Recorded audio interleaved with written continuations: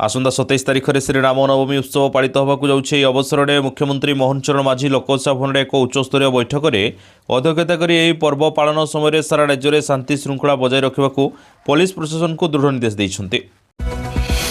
किछि दिन धरि विभिन्न स्थान में लगी रही झड़ वर्षार प्रभाव कमी हें किछि स्थान में बिजुली घड़घड़ी सह वर्षा पवन जारी रही। आगामी 4 दिन अर्थात 28 तारिख पर्यंत एभली स्थिति लगी रहिब बोली आंचलिक पाणीपाग विज्ञान केन्द्र पक्षरु पूर्वानुमान करा जायछि। आज श्रीमंदिर रत्न भंडार गणति मणति दुर्लभ रत्न परिचय निर्धारण हम 1978 तालिकार हेब मेलक बड़ देउल रत्न भंडार रत्न अलंकार परिचय निर्धारण करा।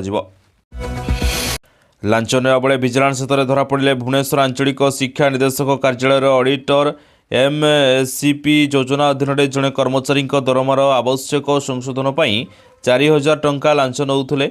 ऑडिटर जनक हेले अंबिका प्रसाद रथ तांको ड्रयरू 1,29,000 टंका विजिलेंस टीम जबत करिछि। राजधानी भुवनेश्वर समेत राज्यर विभिन्न स्थान में पेट्रोल टांकी बंद नाही नथिबा हैरान होउछन्ति चालक। नगद टंका कारबार हेउनथिबारु आसी पारुनी पेट्रोल टांकी को तेल देउनाहांती कंपानी। तेल कंपानी को कहवा अनुसार तेल टांकी मालिक माने नगद टंका देई कंपानी ठू तेल किणिबे। एबे बाकी कारबार बंद होइथिबारु नगद टंका नदेले तेल दियाजिब नाही, फल ग्राहक हैरान होउछन्ति। मध्यप्राच्य में लगी युद्ध जोगु अर्थनैतिक अनिश्चितता मध्य पुणी खसी सुना रूपा दर। लगातार गोटे सप्ताह मध्य तलमुहा होइछि सुना दर।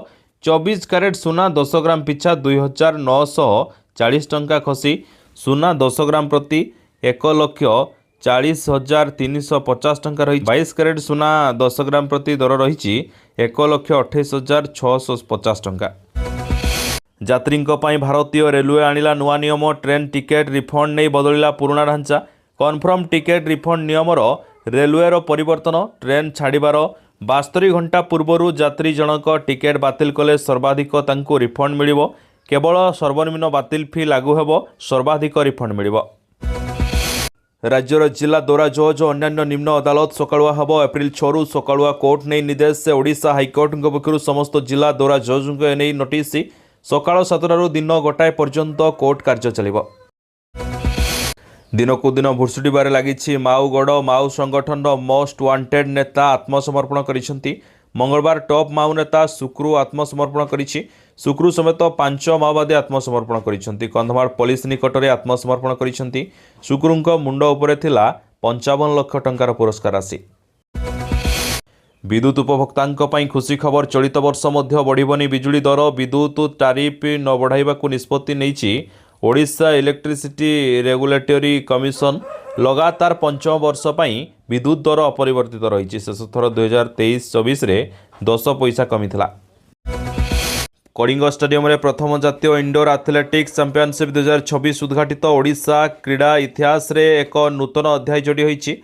भारतीय एथलेटिक्स महासंघ, ओडिशा एथलेटिक्स संघ एवं ओडिशा सरकार क्रीड़ा और युव सेवा विभाग मिलित प्रयास रे भुवनेश्वर कलिंग स्टेडियम रे प्रथम जातीय इंडोर एथलेटिक्स चैंपियनशिप 2026 आनुष्ठानिक भाव आरंभ होइछि। जदि आम भिडियोटी आपंक भल लगिला तेबे लाइक, शेयर, सब्सक्राइब, फॉलो करबा पई भूलंतु नहीं। नमस्कार।